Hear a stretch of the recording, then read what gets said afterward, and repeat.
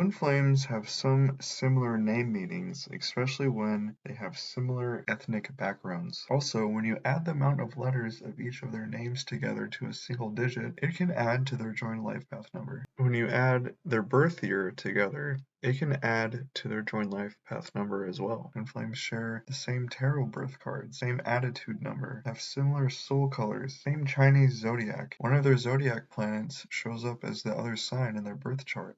One of their fortune signs is often the other zodiac sign. The big three of Greek mythology appear in natal charts when you compare certain planetary signs with certain Greek gods. They often share similar family trauma in the past. If one of them were to add the amount of days they are older than the other, it can add up to their joint life path number. They have tons of birth date numerology coincidences, where if you add certain numbers in one of their birth dates, you can see the other's birth date emerge.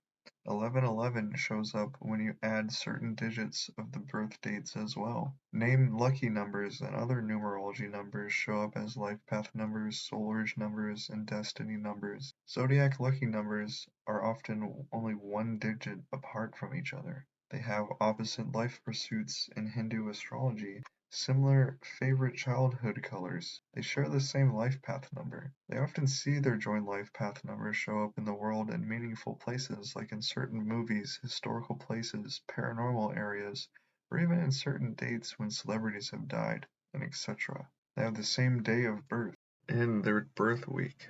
Same north and south node signs. Opposite personality traits in the zodiac and personality types. Ways to find compatibility, career paths, and personality traits are through karmic lesson numbers, personality type numbers, soul urge numbers, destiny numbers, Egyptian zodiac signs, Norse zodiac signs, Babylonian astrology, Zango astrology, Germanic rune astrology, Mayan astrology, Aztec astrology, Tibetan astrology, Arabic astrology, Hindu astrology, Native American totems, zodiac deacons, Druidic horoscopes, Celtic zodiacs, cosmic compatibility charts, Kabbalah trees of life, cosmic destiny charts, and composite charts. So how exactly are our souls incarnated with these very rare occurrences at birth? How are we born at the precise time with the precise name, the precise parents and family, and at the precise place in order for all these coincidences to even manifest? It must be like winning the lottery with your twin flame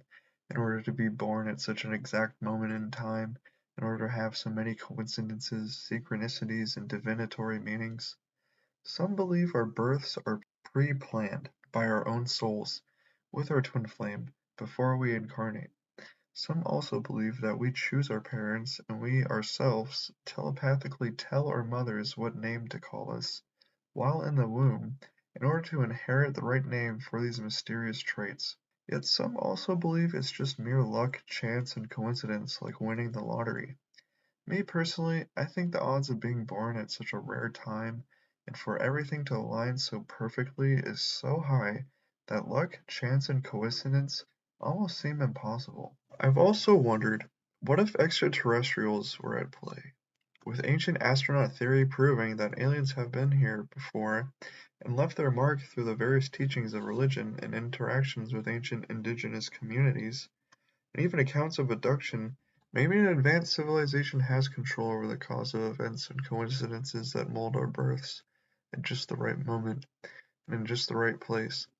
It makes sense since aliens are always depicted as having telepathy, which is widely believed in the twin flame community, and even using chakras such as the third eye in order to make such an energetic passageway of communication. There's so much evidence of extraterrestrials coming here and genetically alternating our DNA in a specific way in order for us to evolve, just as they have. If aliens have the capability of genetically alternating our DNA and controlling basically the course of events of our evolution, wouldn't they also have the power to control our births and also the course of events of our lives? I mean, if twin flames are born here on Earth with all these mysterious, eye-opening, baffling coincidences, it obviously happens on other worlds as well.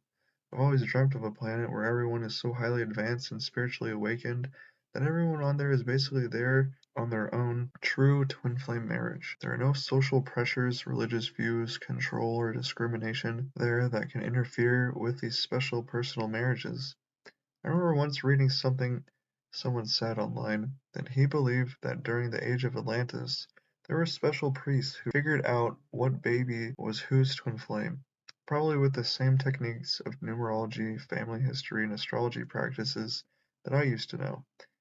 And they strictly made sure they grew up together, awakened and learned about each other, married and evolved together, so they can spend their entire lives together with zero interference from other people. It made me think how Christianity is the number one religion in the world today, and that it is filled with nothing but priests that condemn astrology, reincarnation, numerology, and anything occultism or New Age. And the fact that Atlantis was allegedly destroyed, maybe by a similar advanced culture with the same spiritual views, that was condemning what the Atlantic priests were practicing at the time. It is widely believed that the flood mentioned in the Bible is the same flood that destroyed Atlantis. Like they purposely destroyed it so that way mainstream religion would take over any threat to the same political and social control that it has over people. That we should see in today's society, and purposely prevent twin flames from ever awakening to these harshly condemned truths and uniting, and preventing this sort of societal dominion from ever being stopped. Now, the fact that Christianity destroyed Hellenism in Greece and Kemetism in Egypt in order to stop the spread of paganism, which are two civilizations that are widely believed to be connected to Atlantis, as certain historical figures fled the island in order to spread their secret knowledge, including the awakening and preservation practices of twin flame pairs. If you think about it, it really makes sense. The Atlanteans were preparing to help and awaken and unite the planet, and a more advanced society decided to prevent it and shape the way religion and spiritual practices are implemented in society, so that way they can retain their control over people. If you really think about it, people who get married these days just to anyone, just to marry, are basically doing nothing but hoarding and controlling a person for personal benefits like money, sex, company, happiness, desire, and to populate. We really do lose our personal freedom for another person, including our personal right to wed with our own better half. The true meaning and purpose of marriage has been completely alternated and ruined by contemporary society and religion. Look at how Hindus force marriages of young girls and just so their families can have better living conditions like wealth. Look at Catholics and Christians who purposely retain their children from ever having any form of relationship with anyone who is outside of their own personal belief system. Look at the Muslims who are tyrannically destroying women's self-worth with their own religious beliefs and practices. Mainstream religion does nothing but manipulate people to believe that women are to be subordinate to men. They are to be given harsh punishments for sin, and so many other factors. It's as if someone or something purposely did everything it could to destroy any belief system that taught the truth of ourselves and prevent how our society would be if we all lived under those truths, in order to spread the extreme control of religion along with politics, and forever alter the way civilization would be if religious and political rule would never have been modernized. After researching simulation theory, it made me think if we are really living in a simulation, the programmer would have easily capability and control over the destiny of our births, and even our deaths. But one thing that stumps me with simulation theory, and even pre-planned lifetimes, is the fact that a lot of spirits of the deceased haunt for hundreds or even thousands of years. It concerns me that these spirits will finally be reborn again in a time of our civilization that is almost uninhabitable. The time of chaos, where sharing a lifetime with your twin flame is 1,000 times more difficult than it is today in this day and age. How could they possibly choose to pre-plan a lifetime during such harsh conditions of life? That is why I believe in interplanetary reincarnation. If we can be born here on Earth with all these coincidences, then it's possible it can happen anywhere else in the universe just by the mere fact that we were once born on this planet.